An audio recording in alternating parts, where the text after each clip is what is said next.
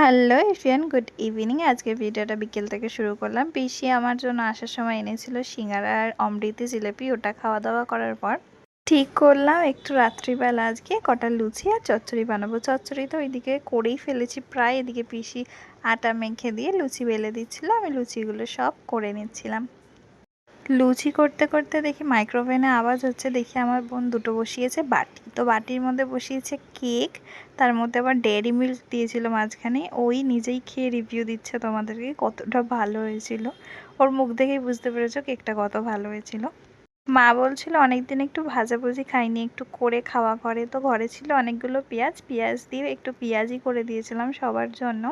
তেলটা দেখে আবার কেউ বলো না পুরনো তেলে ভাজছি, যেই তেলে লুচি ভেজেছিলাম ওই তেলেই পেঁয়াজিগুলো ভেজে দিলাম। এইদিকে তো আমার বোনের কোনো কাজ নেই, শুধু খায় দায় ঘুমায়। একটু যে দিদির হাতে হাতে করবে সেটা তো করবে না। চলো দেখা হচ্ছে নেক্সট একটা ভিডিওতে, ততক্ষণের জন্য টাটা।